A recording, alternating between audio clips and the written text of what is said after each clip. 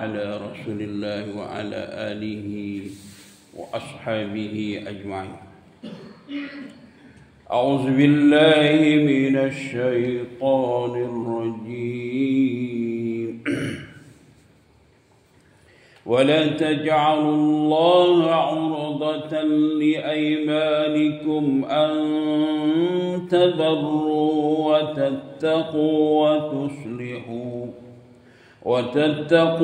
وتصلحوا بين الناس والله سميع عليم. صدق الله العظيم.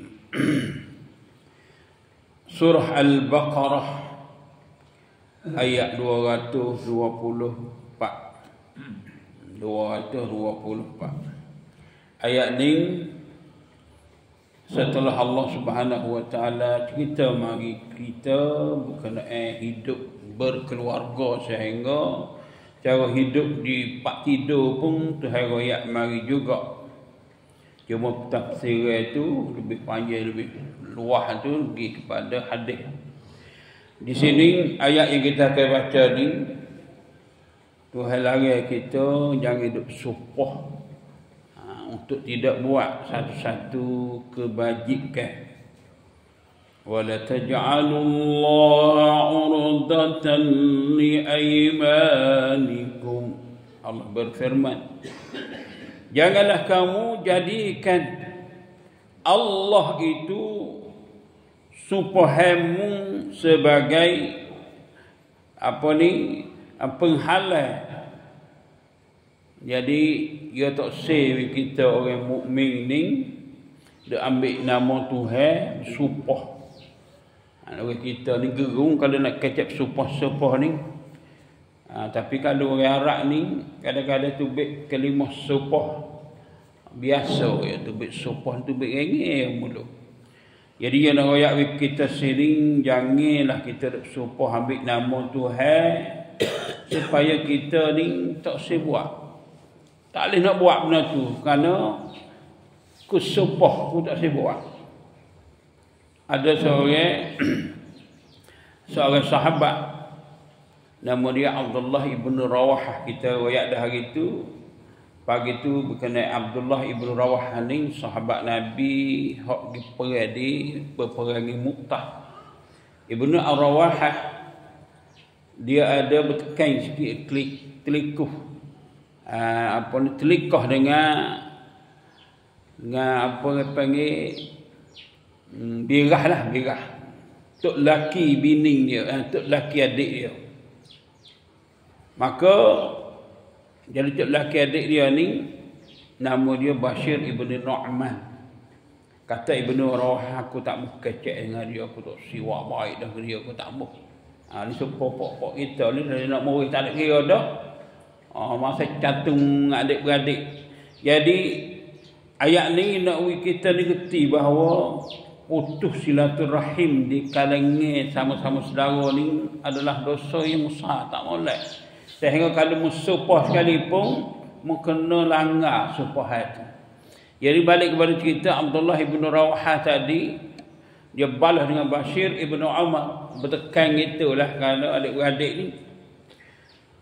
Apabila orang-orang atau bapa ni tak berkecek, tak bertegur dengan Bashir, kata Abdullah ibn Rawahah, aku tak boleh bertegur dah dengan Bashir ni.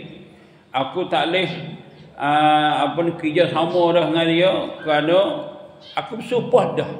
Ambil nama Allah Subhanahu wa taala, kata aku ni tak mau ada hubungan dengan dia. Manakala aku ni kita buat langgar aku sumpah, aku kena bayar kifarah. Ya sumpah ni kalau lah kita langgar kita bersumpah, ya ada kifarah dia. Leko seorang hamba makan dia 10 orang, dipakai kepada orang miskin, kifarah dia. Jadi alhamdulillah kalau orang kita ni tak ada bersumpah, cuma kalau buat benda yang benar-benar yang orang nak orang percaya tu kena bersumpah. Tapi ingat molek orang sumpah ni adalah orang yang kena tunai hak dia sumpah.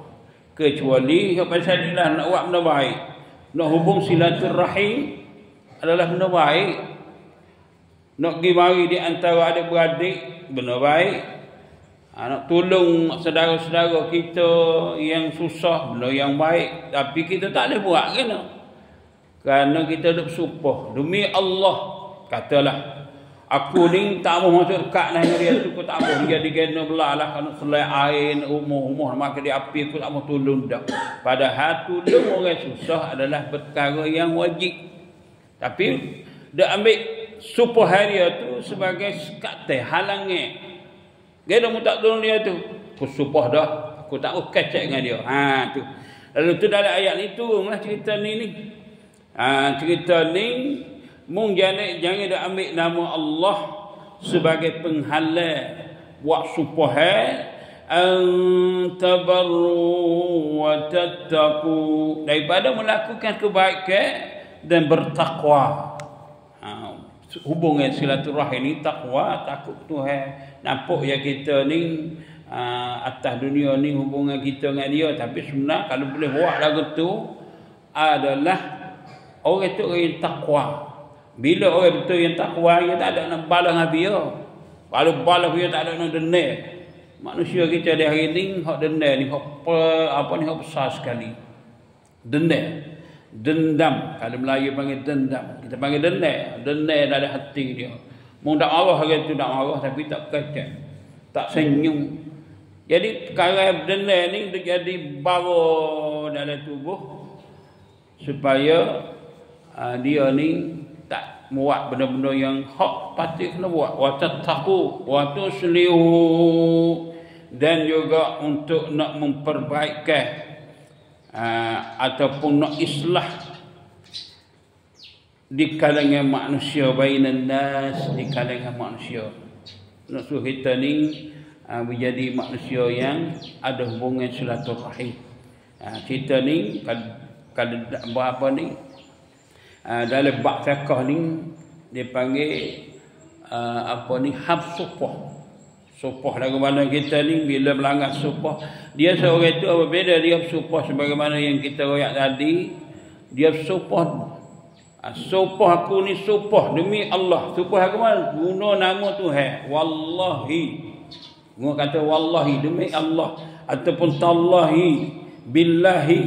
Ambil nama Tuhan, mari dia jadi saksi bahawa aku tak sewa dah benda ni. Tu. Aku tak mau mari dah di kampung Kok Sumuk ni, kecil kampung Kok Sumuk ni misalnya. Lepas tu kalau dia mari tu orang panggil melanggar sumpah dia. Kena bayar denda. Mau bayar denda tu orang panggil kifarat. Tidak berdosa. Berdosa tu juga ada langgar sumpah. Kenapa? Dia ambil nama Tuhan tu, suruh mari jadi saksi atas perbuatan dia.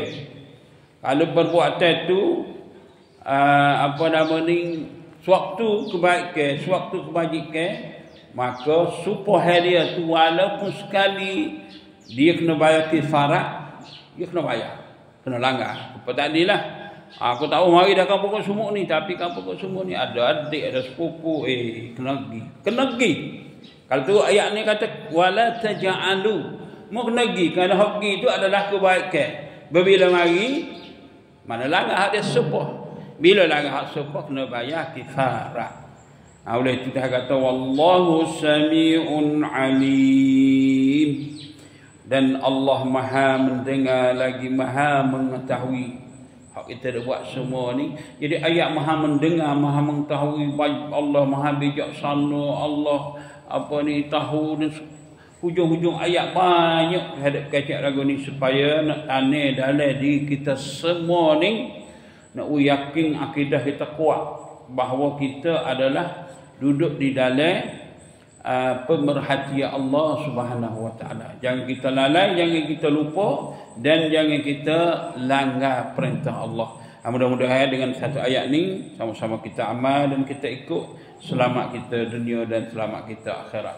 Subhanallah wa bihamdihi, subhanakallah wa bihamdiha, asyhadu an la